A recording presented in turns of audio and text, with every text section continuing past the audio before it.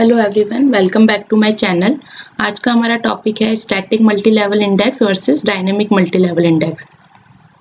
ये टॉपिक पढ़ना ज़रूरी क्यों है? क्योंकि अब हम पढ़ने वाले हैं इसके बाद बी ट्री और बी प्लस ट्री का इंट्रोडक्शन और उसकी डिटेल डिस्क्रिप्शन। तो सबसे पहले तो ये जानना ज़रूरी है कि जब हमारे पास इंडेक्सिंग की इतनी सारी फैसिलिटीज़ हैं कि हम प्राइमरी इंडेक्स यूज़ कर सकते हैं, क्लस्टरिंग इंडेक्स यूज़ कर सकते हैं, सेकेंडरी इंडेक्स यूज़ कर सकते हैं, तो आपके इंडेक्सिंग में बी ट्री और बी प्लस ट्री का कॉन्सेप्ट क्यों आया? तो वो कॉन्सेप्ट समझने के लिए हमें समझना पड़ेगा static multi level index and dynamic multi level index का डिफरेंस।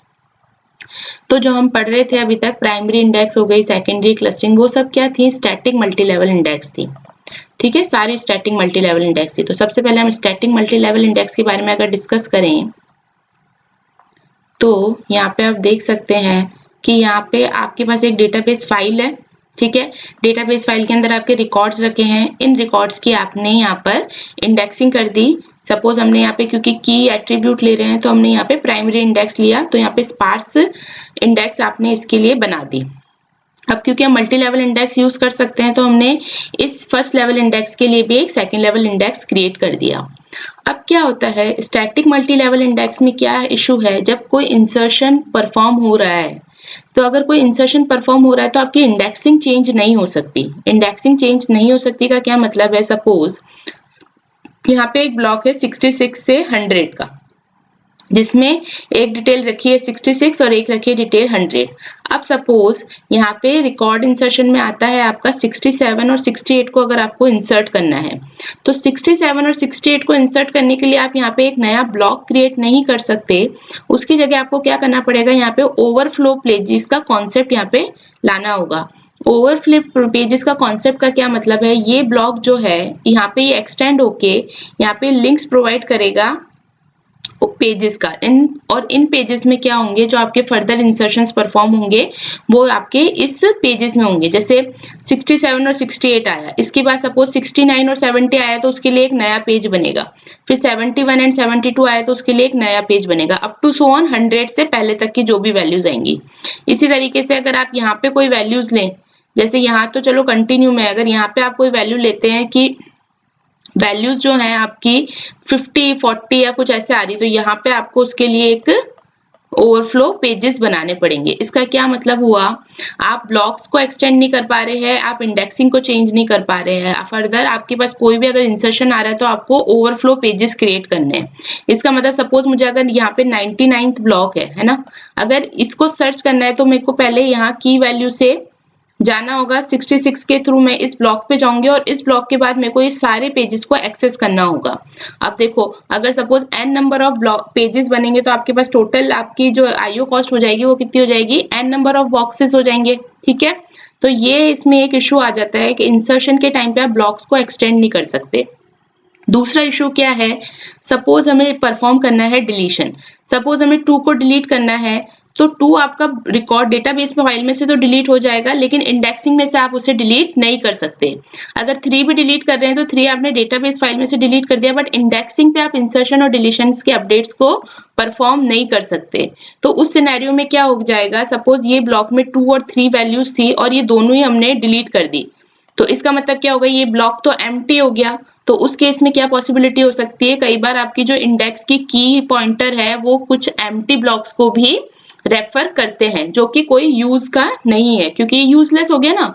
अगर इस ब्लॉक में कोई वैल्यू ही नहीं है, स्टिल आप यहाँ पे इंडेक्सिंग में कुछ अपडेट्स नहीं कर सकते इसको लेके, तो ये हमेशा पॉइंट करेगा, किसको पॉइंट करेगा? एक एम्प्टी ब्लॉक को। तो क्या हो जाता है? स्टैटिक का मतलब ही यही है कि आपने फिक्स कर दी ये चीजें। ठीक है, तो इंसर्शन और डिलीशन में, इसमें स्टैटिक में ये डिसएडवांटेजेस हैं कि स्टैटिक इंसर्शन के केस में क्या हो जाता है? IO कॉस्ट आपकी n तक चली जाती है, और डिलीशन में क्या हो जाता है? कभी कभार आप जब रिकॉर्ड्स को डिलीट करते हो तो it will leave the place as unused. जैसे यहाँ पे ये प्लेस जो हो गई, अब क्या हो गई? ये अनयूज्ड हो गई। And there is a chance to entire index block pointer with no data. जैसे ये देखो, ये यहाँ पे पॉइंटर है, ये किस को पॉइंट कर रहा है?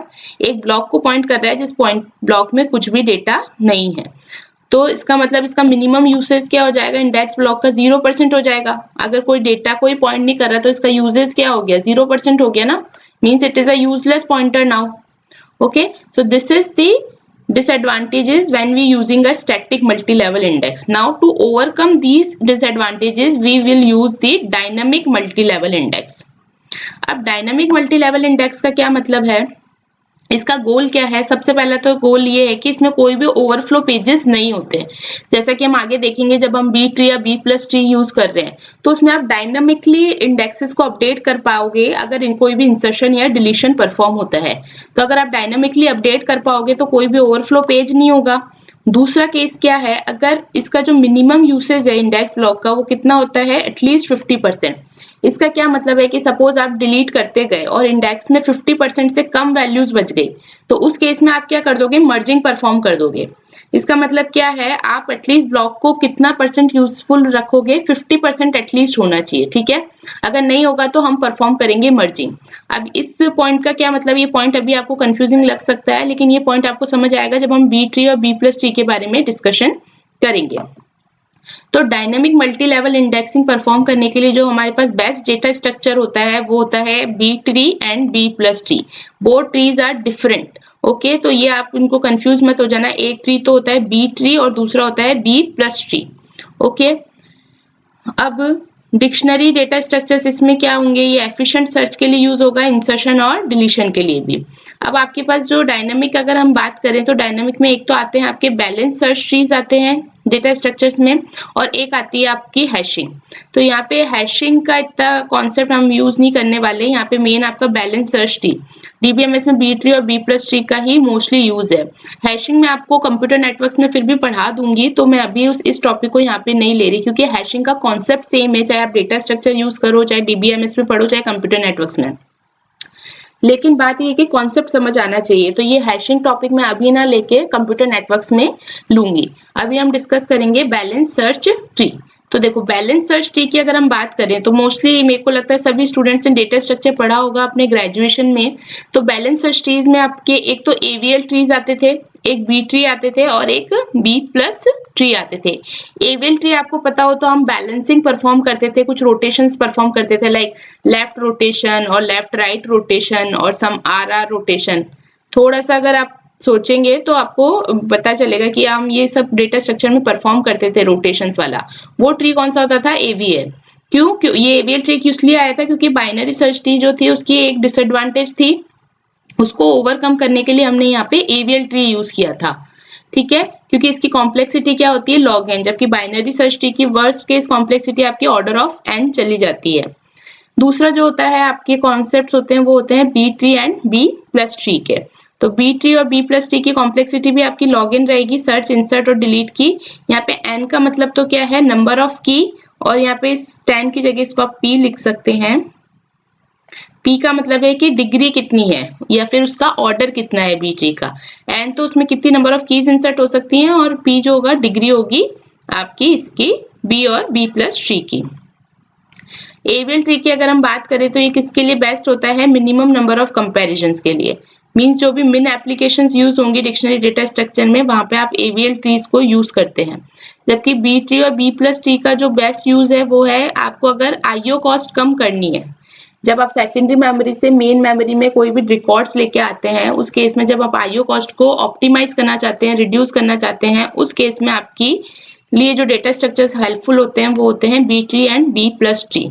तो यहाँ पे आप देखिए, जैसे सपोज अगर मैं बोलूं कि मेरे ट्री की जो डिग्री है वो 3 है, डिग्री 3 का मतलब क्या है यहाँ पे कि इसमें कितनी नंबर ऑफ कीज हो जाएंगी, 1 2 3, और इसके अंदर चिल्ड्रंस कितने हो जाएंगे, 4, 1 2 3 एंड 4। अब इसका स्ट्रक्चर क्या होता है ये हम आगे डिस्कस करेंगे, अभी बस आप इसका जो डिफरेंस है एवीएल ट्रीज का बी ट्री और बी प्लस ट्री का वो थोड़ा सा समझ लीजिए। कई बार अगर थ्योरेटिकल क्वेश्चन आ जाता है तो हमें आइडिया होना चाहिए कि बैलेंस सर्च ट्रीज में क्या क्या पॉसिबिलिटीज होती हैं। Now the question is why B or B plus tree index is preferred for database record index rather than your search tree।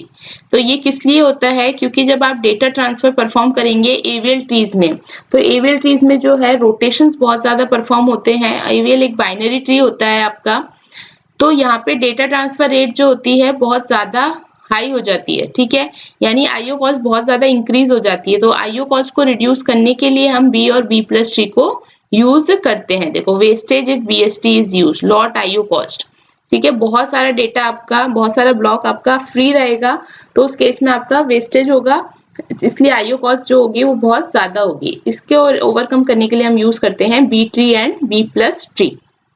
तो यहाँ देखो मैंने लिखा है data transfer rate from secondary memory to main memory is in terms of block, so degree of each node is P which is more so that height of tree is very less। यहाँ पे degree का एक concept use होता है, उसकी वजह से क्या होता है हाइट जो होती है ट्री की वो काफी कम हो जाती है, इसलिए ये क्या है so that IO cost for accessing data using B और B+ट्री is very less।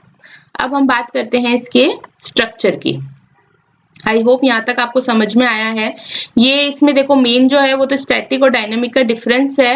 ये जो AVL ट्री वाला मैंने एक बार थोड़ा सा बस आपको रेफरेंस देने के लिए समझा दिया है, बट इस पे से क्वेश्चंस नहीं आते हैं, ठीक है। अब आपके स्ट्रक्चर्स पे से आ सकते हैं या इनके अंदर इंसर्शन डिलीशन कैसे परफॉर्म होता है उन पे से क्वेश्चंस आने की प्रोबेबिलिटी ज्यादा रहती है।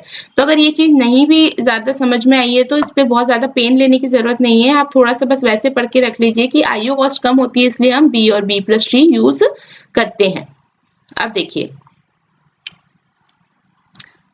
अब हम पढ़ेंगे बी ट्री का स्ट्रक्चर, ये हम नेक्स्ट लेक्चर में देखेंगे। तो नेक्स्ट लेक्चर में हम देखेंगे बी ट्री और B+ट्री का स्ट्रक्चर क्या होता है, कौन सा बेटर है, किस टर्म्स में बेटर है, ठीक है, ये चीजें हम नेक्स्ट लेक्चर में डिस्कस करेंगे। Thank you.